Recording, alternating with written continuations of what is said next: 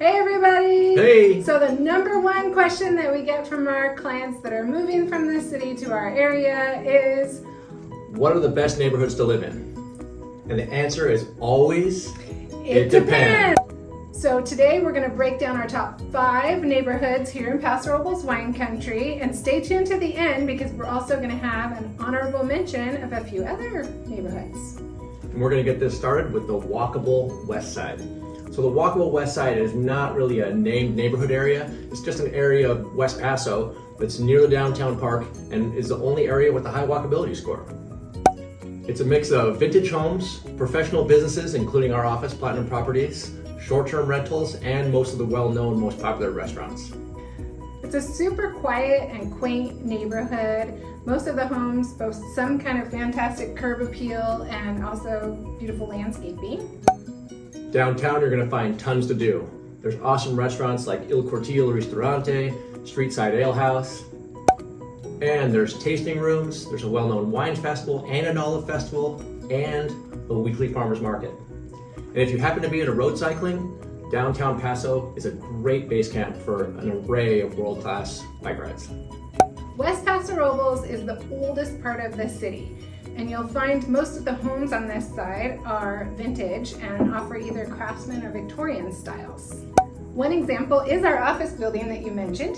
It was built in 1894. It's part of the Vine Street Victorian Showcase, and we also have a short-term rental behind our office building, and we'll have an upcoming video about your short-term rental investment opportunities here on the west side of Paso. There are newer homes, of course, but many of those were built with that same vintage style. You can find all different sizes of houses, from one-bedroom bungalows to all the way over 3,000 square foot. It's hard to find anything for less than $600,000, and prices can go right on up over $1.5 million. Some areas are far more desirable than other areas. And if you're close to the downtown park or further west, you're going to be in those more desirable areas for sure. Yes, and if you're looking for a 3-bedroom, 2-bath that's within a few blocks of the park, especially on Vine Street, Oak Street, Olive, that's probably going to run you at least $800,000 for something that's move-in ready, just to give you an idea of the prices in this part of town. If you prefer something with a little more high-end finishes, you'll probably be looking at a higher price than that. Okay, moving on to number 2. Let's go. Well, where do you want to take them next, big little sister? Let's head over to the east side. Sounds good. Okay, cool. Where are we going? Well, you tell me where we're going. How about we go to Dorado Estates? I like it. Let's go.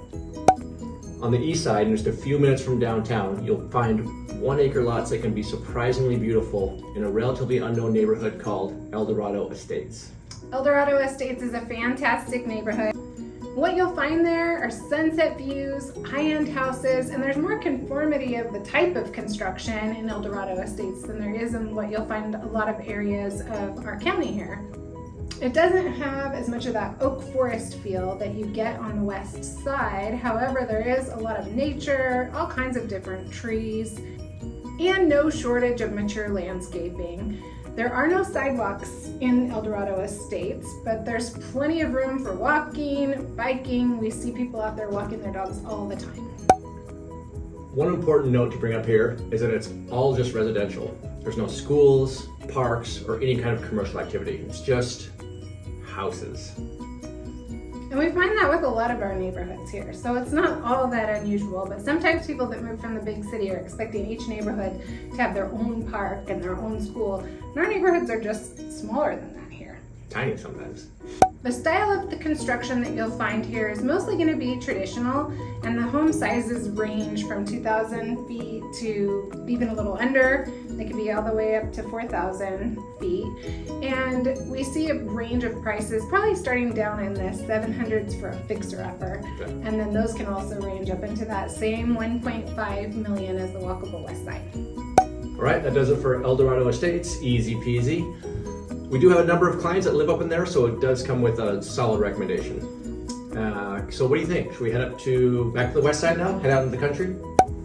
Let's go out to the country, Colin. Go into the country. Get me some peaches and some wine. The west side covers quite a big area, so we're just gonna give you like a little taste of it. Okay, so we came back over to the west side, but now we're heading outside the city limits. Yes, still a Paso Robles zip code, and our towns here are all one town, one zip code, but we're going to cover the more rural properties on the west side. I like it. So most of our clients that move here like the areas that are close to town, like a 5 to 10 minute drive. So some of the streets that come to mind would be Adelaide, Peachy Canyon, Kyler Canyon, Nacimiento Lake Drive, Mustang Springs. That area is going to come with varying acreage. You could have a 5-acre parcel all the way up to 100 acres and still be just in a few minutes from downtown. Maybe you visited our area and you've been on some of those roads when you're out tasting wine. Probably. It's his turn to talk. I'm just going to sit here and wait for him and drink my wine. You can find oak forest or wide open spaces. It's mostly hilly, and there's tons of nature with deer everywhere. There's lots of privacy, and with so much acreage, you're always going to have a ton to do. And with your free time, you can go wine tasting, enjoy the world-class cycling. You'll find equestrian facilities, farms. Who knows what you'll end up getting into out in those hills. As far as real estate goes on the rural west side, you're going to probably be looking at 7 figures. Properties generally do start at about $1 million, and they can run all the way up to $5 million, but you'll be surrounded by beauty, vineyards, winery, other agricultural farms. Some of those properties on the west side are going to come with income too. You'll find everything there from manufactured homes to high-end Spanish estates. It's a beautiful area. I feel like we should talk about the magic and the beauty and all the feelings that come up when we're talking about West Paso, but that really could take us on a whole different tangent. That's a whole nother video. Yeah, let's skip that We'll for now. make a video on Let's it. stick to the topic now. So let's move on from the rural West Paso and go to the next neighborhood. Awesome.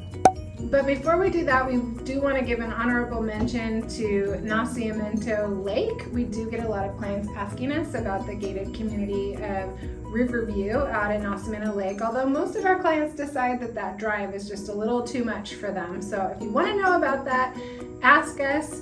Yeah, it's a 25-minute drive on windy and kind of steep up and down hills. So if that seems like a big deal to you, then you're probably not going to want to head out there. But if you really enjoy lake life and a drive like that doesn't sound daunting, then you might absolutely love it.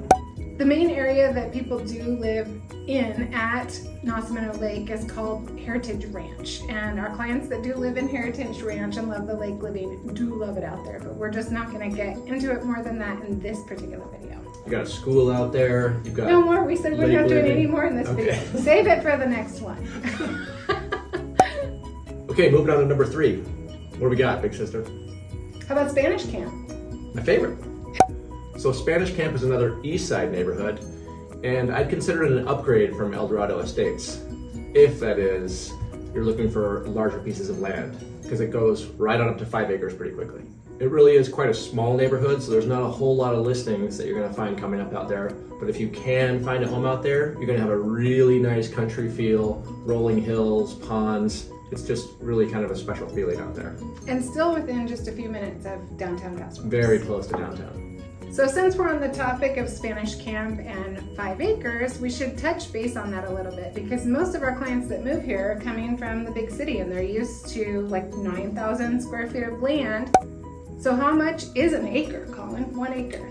43,560 square feet. So that's a big jump. So often we have clients that are thinking maybe they want 10 acres or 20 acres, and it's not to say that you don't, but we want to make sure that you come down and look at some properties and really wrap your mind around how much space that is. Because 5 acres is going to be a considerable amount of land to maintain. 217,800 square feet to be exact. So we bit bigger than 9,000 square feet. So you might love it, but you might also find that you really only wanted 2 acres or somewhere in that ballpark. So usually we like to take you out, tour you around the property, and you just kind of get that feel of what the 5 acres is. And then we'll talk with you about maintenance and wells and septic tanks and all that other stuff that doesn't come with the city.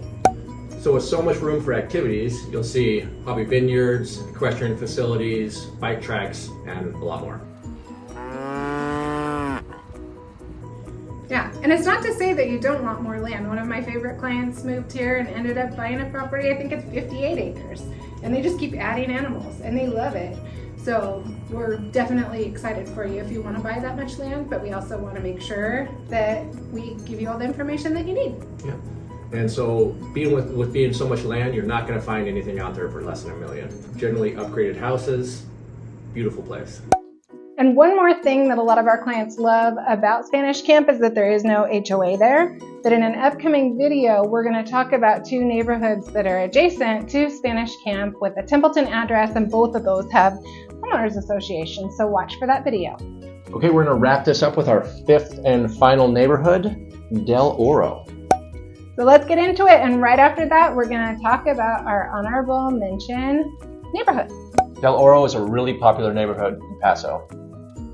Most homes sell for right around $1 million there, and most residents call it the island. But that's just because of how it looks on an aerial map and because it's fun. It is fun. So Colin, all of the homes in Del Oro are single story. So that is one of our clients' favorite aspects of that neighborhood. The square footage range starts at just under 2,000 square feet and then ranges up to just under 3,500 square feet. And that neighborhood was built starting in about 2001. It took 10 years for them to build it out. They kept stopping and starting construction. It's still a relatively small neighborhood. Another one of our smaller neighborhoods that doesn't offer a park or school. It's just all homes.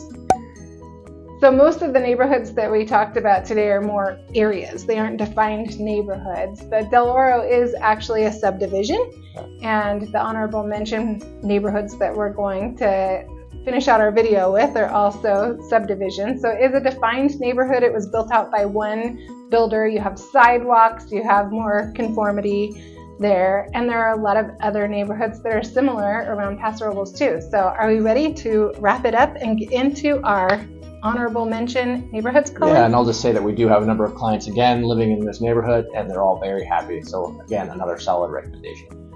So the other neighborhoods that we're going to give an honorable mention to are similar to Del Oro, but one of the unique factors about Del Oro is being that it is single level. There are not many neighborhoods around here that are single level.